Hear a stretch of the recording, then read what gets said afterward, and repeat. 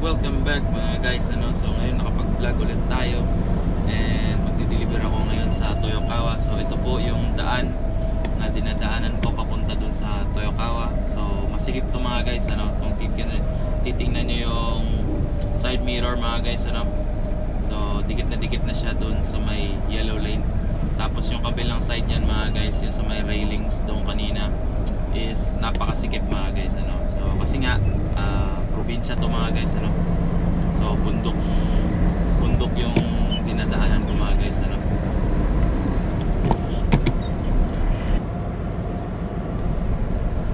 so mga guys, sa sobrang sikip dito mga guys, so isang pagkakamali mo lang dito, so tapos yung buhay mo mga guys, so may mga ibang mga truck din na dumaraan dito, mga trailer din mga guys. So normal siya na dinadaanan talaga ng mga truck mga guys, kasi nga may mga company dito sa bundok mga guys, tinayo, kaya yun, maraming nagdi-deliver dyan mga guys.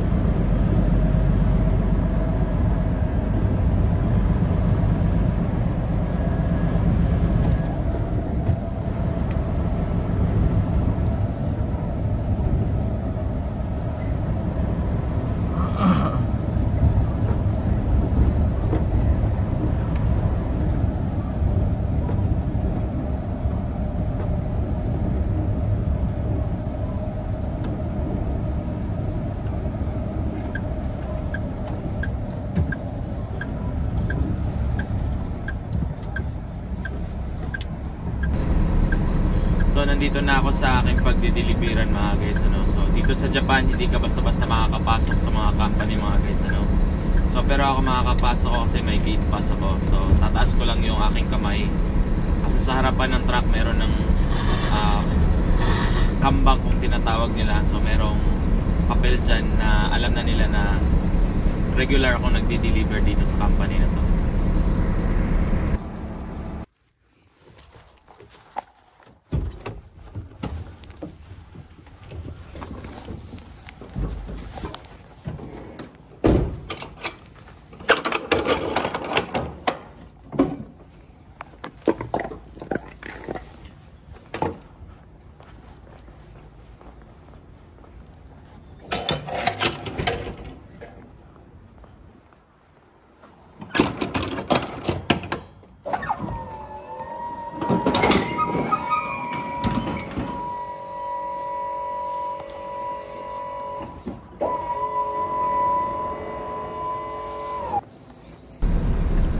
Alright mga guys, so kung mapapansin nyo is gagamitin ko yung forklift ng company mga guys, so dito kasi sa Japan mga guys, yung mga truck driver sila din yung nag-unload ng mga gamit na niloload nila mga guys, so walang pahinante dito mga guys.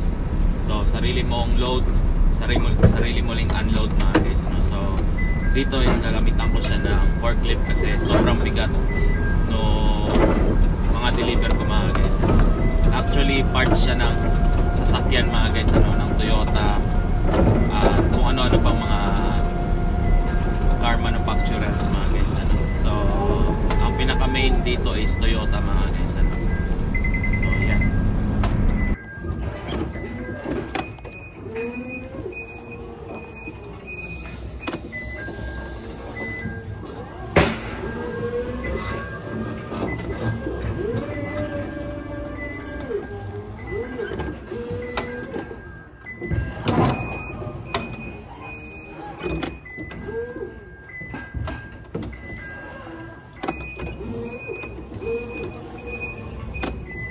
Oops.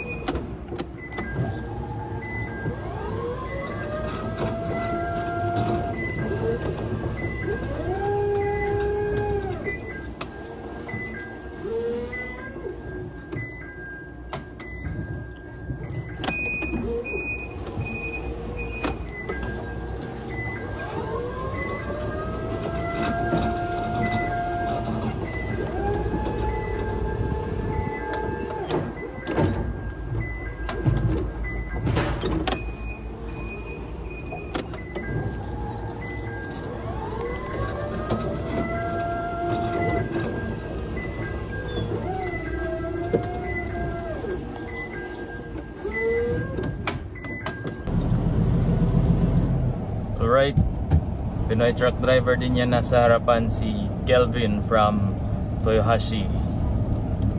Yan, Tokai Logitem yung ano nila, yung company nila. Tapos Toyota yung delivery nila. So dami ng Pinoy trucker dito sa Japan mga guys. Parehas kami ng pinagdideliveran. Pero iba-iba kami ng pinagkukunan mga guys, ano. So siya sa Toyota siya pupunta. Ako naman dun sa Meiko, sa Korea. Yeah, shout out Kelvin. Mabait na tao yan.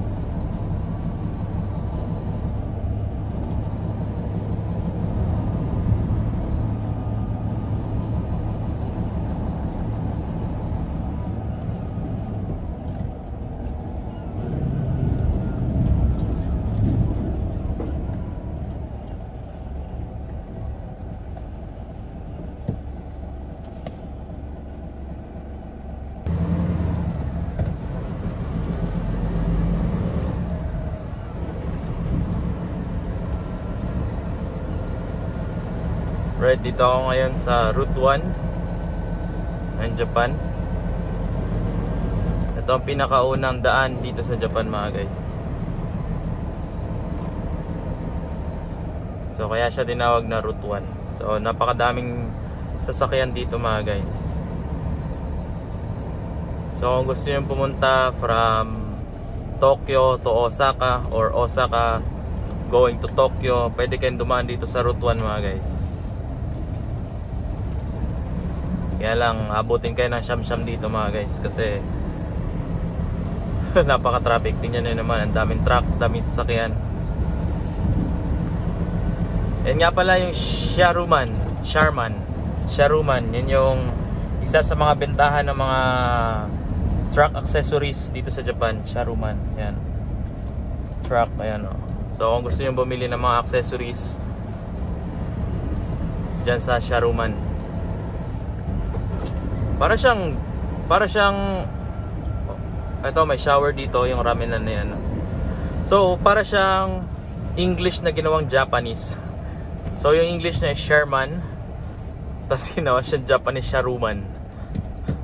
Nakakatawa lang ano.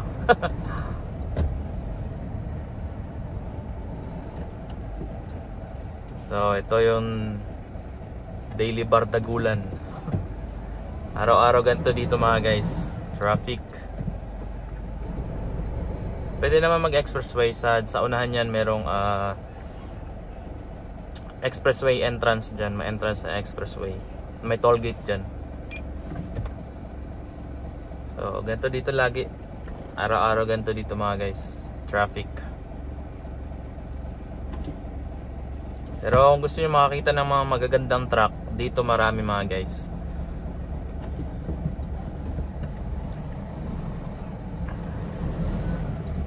Maraming truck na dumadaan dito. Kasi nga walang bayad dito mga guys, no? Doon kasi sa may expressway may bayad, syempre. Kailangan naman walang bayad yung expressway. Syempre may bayad yung expressway.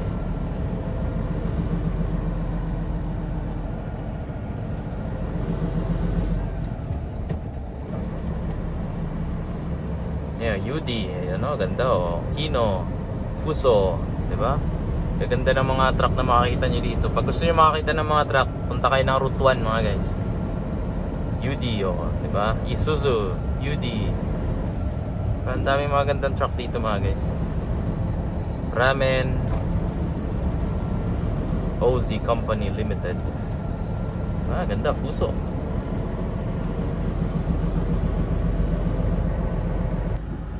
Alright, mukhang may banggaan pa dito mga guys, so. So ano kaya nangyari? Hindi tayo makalabas.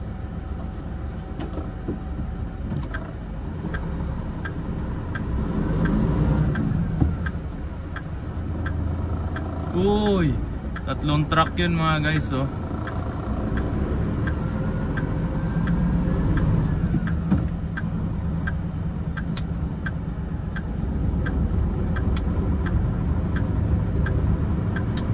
Yan ang 3 truck mga guys. Yan. Uy, kawawa.